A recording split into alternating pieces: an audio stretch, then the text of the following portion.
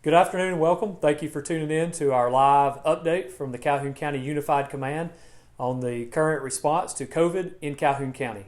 Today we hope to give you a good comprehensive update of all the happenings in the last week and where we're moving forward in the future in our continued response and recovery from COVID-19. Today during the briefing we're going to hear from several additional folks that have been great partners throughout the preparedness as well as the response phase to COVID. And we appreciate them for taking time today and coming. Today we'll hear from Jacksonville State University Interim Vice President of Student Affairs, Terry Casey. We'll hear from United Way President and CEO, Shannon Jenkins. And we'll also have some medical professionals with us today from RMC that include Director of Occupational Health, Bridgette Magouirk, as well as Infectious Control Specialist, Kandi Williams. And so we appreciate their time today and their effort and the expertise that they bring to the table. At the conclusion of the press conference, we will take questions. And so if you have a question throughout the conference, feel free to enter that. Go ahead and type that in, and we will entertain that at the end of the conference today. So our COVID-19 update for the week. To date, there have been 121 confirmed cases in Calhoun County. Today, there are only 4 positive COVID cases admitted at the hospital in Calhoun County. This number has remained low over the last week at only 3 or 4. So this is a great indicator of where we truly stand in the county with cases that affect the health and life safety of our citizens. Another indicator that we look at closely is the death rate, and thankfully over the past week we have not had any additional deaths from COVID. That remains at 3 people to date. When we look at other things that have been going on statewide, you are aware likely that Governor Ivey made an announcement this morning to the Safer at Home initiative and has updated the timeline on that a little bit. So I want to go over a few of those details now. The full order and graphic that explain the governor and the public health officer's update can be found at our website at calhounema.org. As well as on our social media platforms. So I'd encourage you to go on there and read the full order, at least look at the full graphic that describes the bullet points to the revised order. But there is some significant change in that, and we'll go over that now. In short, now non-work gatherings do not have a limit of the number of persons that can be in attendance. So that means that most things such as churches or other type of gatherings, sporting events can open up. However, a 6-foot distance must be maintained between any attendees or participants at that event. And so it's important to keep that social distancing in place, and according to the public health order, it is a requirement to keep that distance in place among those people in attendance at these different events. Also, importantly, restaurant dining rooms can now open back up. And let me stop and say, all this is effective on Monday. I failed to say that the first time. So effective this coming Monday, this health order goes into effect. But restaurant and dining rooms will open, or it can open, at a 50% occupancy rate while still maintaining 6-foot distance between people as well as tables. Close contact service providers may also open, subject to social distancing requirements. Gyms can open, subject to social distancing requirements. However, there's a few things that still do remain closed. This would include entertainment venues. They'll remain closed. Senior citizen venues, centers, will remain closed.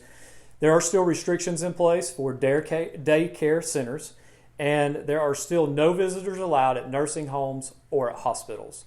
So again, I encourage you to go on the website and look at the full public health order to understand all the details of this.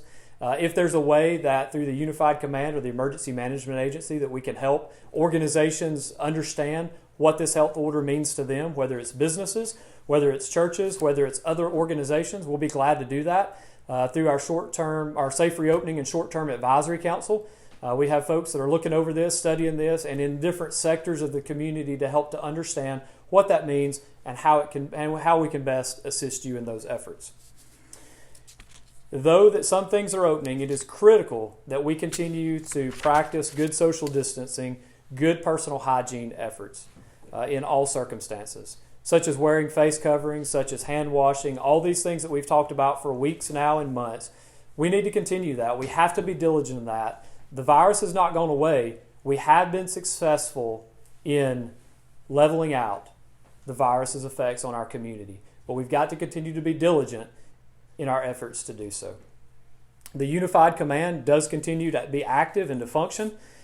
We continue to focus on the main priorities that we established from the start, which is first responder health and safety of both our first responders and healthcare workers, information collection and data collection and management of that information, capacity in our hospitals, as well as response in the field to emergency calls for service, and very importantly, supply of personal protective equipment and those important things that we have to get the job done. So we continue to focus on those areas, and we continue to see success and progress in those areas.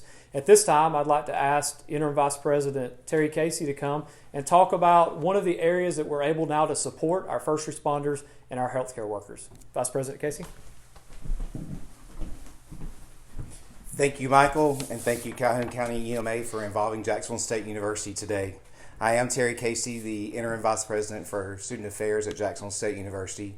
On behalf of Dr. Killingsworth, Jacksonville State University's acting president, JSU is pleased to partner with the Calhoun County EMA and the County Unified Command.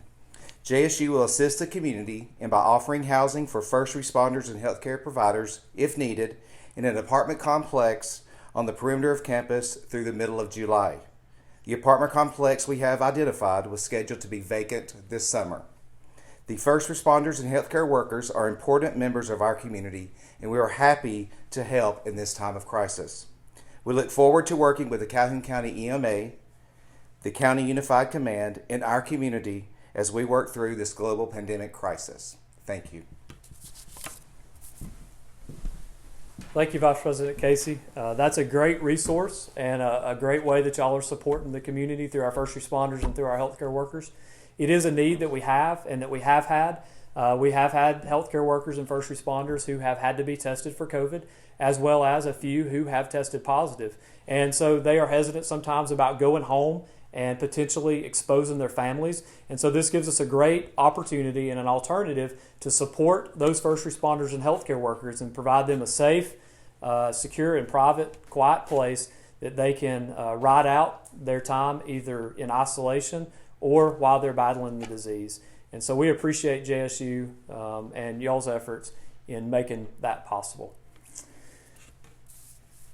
In addition to our first responders and our healthcare workers, we also have a lot of people around the community that need help in various ways. And we've talked about that several times through this platform. But there's also a number of initiatives that are in place in our community through our nonprofit agencies that are included in our voluntary organizations active in disaster. And so now I'm going to ask our president of the VOAD team to come and give us an update on what's available for individuals and how they can continue to be helped in Calhoun County. Shannon?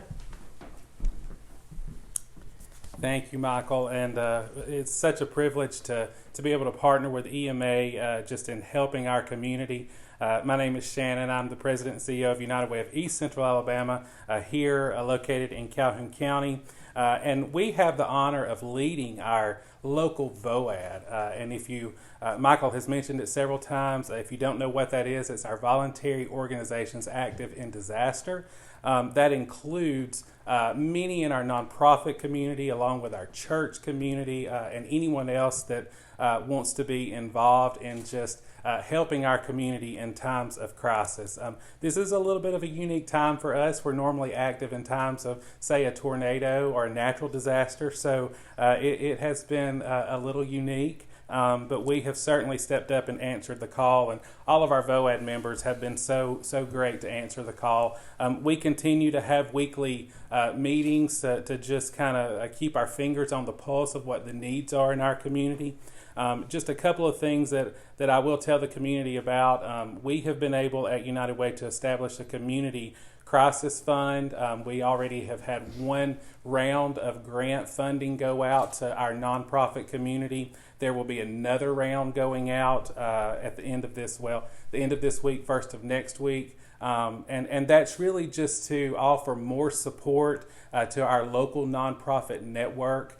because we have seen an increase in need for food assistance, and we are anticipating an increase in needs for emergency assistance for essential needs. Things like utility assistance and rent assistance, things like that, once the economy gets back up and going.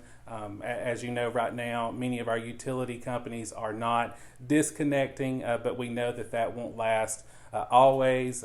We know that there will be folks who are in need. We also have the Community Foundation of Northeast Alabama that has grants open to our nonprofit community right now as well. So that is another shot in the arm, so to speak, of support for our local nonprofits. So I tell you all those things, first of all, to say thank you to anyone who has contributed and supported these efforts. You can still do that. But I really tell you that to say, please know that there is help available in our community. Should you find yourself in a situation where you need assistance, please know that there's help there, and don't hesitate to reach out. Should you need food, should you need any type of emergency assistance in your household. The easiest way to do that is to call 211. We have partnered, of course, with the EMA to establish the 211 call center, or the COVID response call center here at the EMA. But even after that kind of starts rolling back, 211 will still be present and available in our community. If you've never used 211, it's available to you 24 hours a day, 7 days a week. Simply just pick up the phone, dial 211. You'll be prompted to put in your zip code. If you're calling in business hours, that will be answered by our local call center. So there's help 24/7, but call during business hours to get that local call center who can help you probably dial down a little more into our local community for the specific help that you need. So please remember 211, dial 211, let your neighbors, let your family members know that 211 is available. You simply call them, tell them what your need is, and they will do their best to connect you to the agency in our community in Calhoun County that can help you with your particular need. So thank you so much. We're all in this together. Live united, and we'll all get through this. All right, thank you, Shannon, and thank you for all that you do, as well as the local organizations, nonprofits that we have throughout the county. It's always amazing during times of need at what these volunteers can bring to the table. And so we appreciate their efforts, and as they do respond anytime that we call, they're able to help and to make a positive difference in the lives of others, and that's truly great. Another area that we're working in is with our most vulnerable population, and that includes those individuals who are most senior among us and are in our long-term care facilities, in our nursing homes, in our assisted livings. And so we have an initiative in place where we have worked with, this is a statewide initiative, and we've been able to plug into that, where we've worked with the Alabama Department of Public Health and the Alabama National Guard to provide a service that can come in and provide disinfectant, decon team to come into these long-term health care facilities and provide that service to make sure that COVID is rid of in that facility. And so that's an ongoing initiative that we continue to work with our long-term care facilities in Calhoun County, as well as the state agencies, to provide that service at this time of need. We've had a lot of success in the area of testing in Calhoun County, thanks to the effort of many people and organizations that are part of the Unified Command. So far, we've tested about 3,397 individuals in Calhoun County. This is 2.97% of the county's population. So that's great. That's above the state average and above the national average. Currently, Alabama is at about 2.34% of the population, and the U.S. is reportedly testing at about 2.4% of the population. This effort could not have been possible without the support of RMC Medical Center. They have been instrumental in their work in allowing good access to testing all throughout Calhoun County, and that effort has been supported to some extent by the Alabama Department of Public Health as well, as we appreciate those efforts. There are two ladies, though, who have worked very hard and diligent from the very beginning. Back when we first started the Infectious Disease Task Force, they've been part of the team.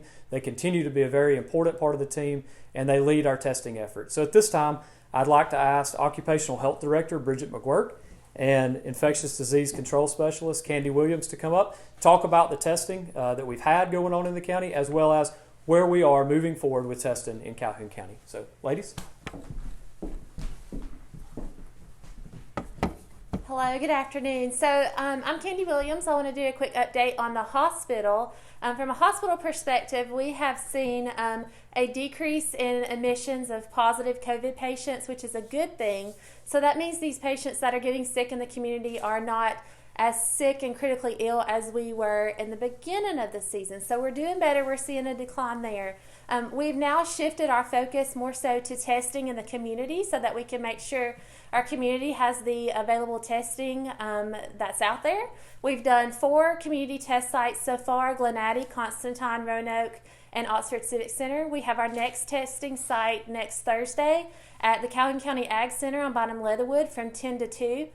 In our testing sites so far, we've tested over 500 individuals just in these free pop-up testing sites, and we have gotten roughly 30 to 40 positive patients through those testing sites. And what I would like for everybody to know is that the majority of these positive patients are either asymptomatic or very lightly symptomatic. So they feel fine, and people are at work and they are, with their families, and they don't feel ill at all, but they're positive for COVID. And so what I want to stress to these people and to everyone in the community, just because you feel fine, if you have COVID, you're still shedding virus. And so just because you feel fine, your neighbor or your coworker may get the illness and they may not feel fine. They may end up in the hospital on a ventilator. So we want to stress the importance of continuing the 6-foot distance, wearing a mask when you're out in public, covering your mouth to cough. Just don't get complacent. We want to make sure that everybody protects themselves and they take this very seriously. Let's talk about how you're going to receive those results once you get tested. It's taken about 3 to 5 days to get those results back to us, and then we get those back to you by the information you provide at the testing site. So make sure that the telephone number that you give and the alternate number is your number, and it is correct, and that we are writing it down correctly. We call you from 256-235-5600, and that is our call line for RMC. That's also a line that you can call in and ask questions about COVID, tell us how you're feeling, where you can get tested, and we'll direct you in the right path. Also, if you do not want to call in and you feel more, if you like to maybe type or chat online, you can do that at rmccares.org, and we will start a chat with you right when you come. There'll be several questions that come up as soon as you get there, and then we will answer those for you and direct you as well. Remember, it's important that you are fully transparent with your result, with your family and with your employer. Do not feel like you've done anything wrong to get this virus. It's not anything you've done, but you do need to share those results to protect everyone around you. Thank you. We just want to encourage everybody, please come out and get tested. We have testing available, so if you're available next Thursday, you're not feeling well, you have been exposed, anything like that, please come out and get tested. Thank you. Thank you. Thank you, Bridgette. Thank you, Kandi. Y'all's efforts have been a big benefit to the community, and we appreciate all the hard work that you've done. Thank you for putting the testing site together for this coming Thursday at the Ag Center on Bynum Leatherwood Road. I know that's going to be good access to the western part of the county, one of the areas that we've not tested in yet. And so I'd encourage our viewers today that are in that area, if you have symptoms, and you can look up those symptoms online as to what may qualify you to come, that you would come that day and that you would participate in that, share that with your family and friends as well. It's important for us to know where the disease is at so that it can best be responded to. And that leads us into our next point. We've got an exciting announcement to make today concerning the second half of testing. So testing is one piece, but there's another important piece of that makes the puzzle complete, and that is contact tracing. So testing helps to identify where the illness is at, but then contact tracing, the medical experts tell us, allows us to be able to isolate that. by good communication, by good tracking of that, and just like Bridgette talked about, in informing your family and your coworkers of where that may be. It's important for you to be able to, if you have it, for those people who do have it, to be able to isolate, and so that nobody else gets the disease. So over this past week, we've worked closely with the Alabama Department of Public Health, Calhoun County School System, in developing a proposal that would allow school nurses to provide contact tracing under the direction of the Alabama Department of Public Health. We believe that this is a great solution to a very big problem throughout the state.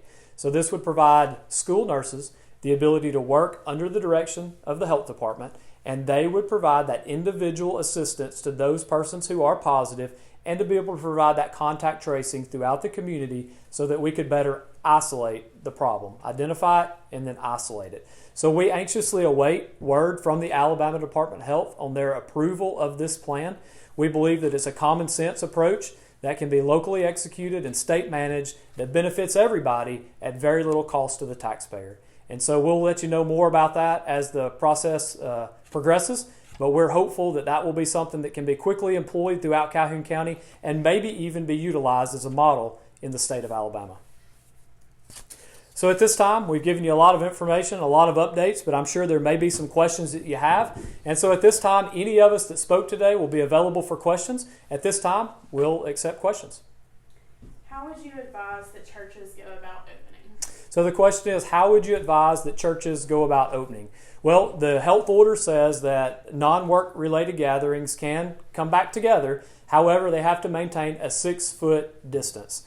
And so I think those common sense and practical ways that we've talked about, and I'll ask Kandi to come back up here and reiterate those again, but churches specifically need to be cognizant of maintaining that 6-foot distance. That may have to be taping off some areas in pews or spreading chairs out further. Have to consider your bathrooms and your access there and those other common areas. But I'll ask Kandi to come up and talk about some specific ways and that churches need to look at taking care and protecting people. So, Kandi? So we just want to make sure that we focus on keeping our social distancing, especially when you're in church groups and you're all together. Maybe you can, every other pew, you can spread out chairs if you're in that type of environment. The social distancing doesn't apply to households. So your family can sit together, but you need to distance yourself from others. And so if you can tolerate it, you still need to wear a mask while you're in that environment, but try to space out as much as possible. Make sure you're washing your hands, covering your mouth, cough into your elbow, but just make sure that you take those good practices that we have at home and in the community to church, because everybody's going to come in contact with the things that you have touched as well. All right, thank you. Also, through our Safe Reopening and Short-Term Advisory Council, we do have a resource page at calhounema.org that says Safe Reopening. At the Safe Reopening page, we do have some resources available for churches. That's been an area that the Advisory Council has been working in, anticipating that this day would come when we'd be able to gather back together in places of worship. So I'd encourage you to go and look at that. If maybe you don't have internet access or an easy way to do that, you can feel free to call the EMA at 256-435-0540, and we can have an emergency management officer or a member of the Short-Term Advisory Council that can help identify some specific things that may be location-specific for your place of worship and help you through that process. Other questions? Are hospitalizations outside of the county being monitored? So through the Calhoun County Unified Command, we track the hospitals within Calhoun County. The state of Alabama's Department of Public Health does monitor hospitals statewide, and so they are looking at all those numbers and trying to keep us abreast the best that they can on numbers outside of Calhoun County. But our focus is on the hospital and the care that's being provided to the citizens within the county. So the question was about hospitalizations being monitored outside of Calhoun County. So the State Department of Public Health does that, and then the Unified Command in Calhoun County keeps up with those within Calhoun County. Do you have a plan for testing in long-term care facilities? So we are in some talks with that. I'll ask Bridgette if she'll come up and talk more specifically about occupational testing and those initiatives that may be developed moving forward. Bridgette? I can't speak to that currently, but what I can say is that those are medical professionals in those facilities, and all they would need to do is order kits for those facilities and test those employees there. Patient-wise, I think they're already moving forward on that, but with their employees being able to spread that virus as well, they may want to focus a little bit that way. We haven't thought of mobile testing yet at those facilities, but that may be something that comes up in the future. All right, thank you, Bridgette. We do continue to work with our long-term health facilities. We do have a group within the Unified Command is made up of representatives from each of those facilities within Calhoun County. We have a good structure in place to communicate with them, and on a weekly basis we are in contact, making sure there's a good avenue to hear about their needs, and then our job through the Unified Command will be helping to meet those needs. Other questions?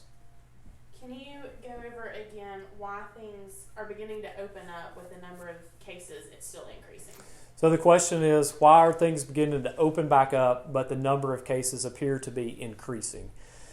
So it's a little bit of a complicated question. Of course, at the end of the day, it's the responsibility of the state public health officer as well as the governor of the state of Alabama. So they're looking at statewide data. What we're looking at, of course, is the local data.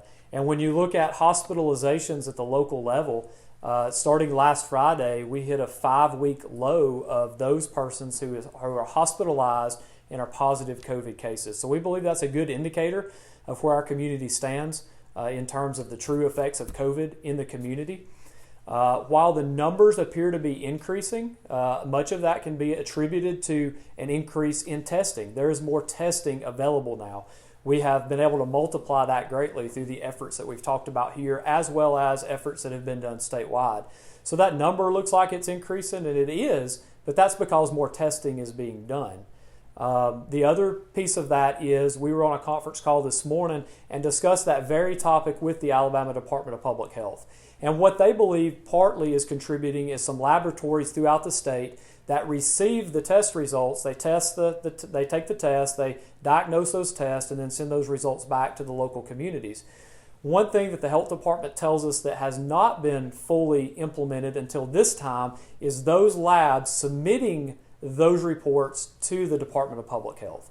And so at this time, we think that some of that is catching up, and some of the positive tests that we're seeing now may be a week or 2 weeks old, but the laboratories are just now reporting, and so to speak, a data dump is happening, and that shows a higher number in the positive cases.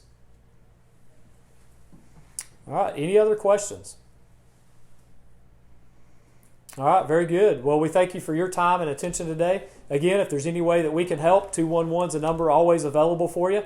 You can check us out on the web at calhounema.org, as well as through the various social media platforms of Facebook, Twitter, and Instagram. If we can do anything to help you, that's what we're here for, is to make a positive difference in Calhoun County. And remember, we are all in this together.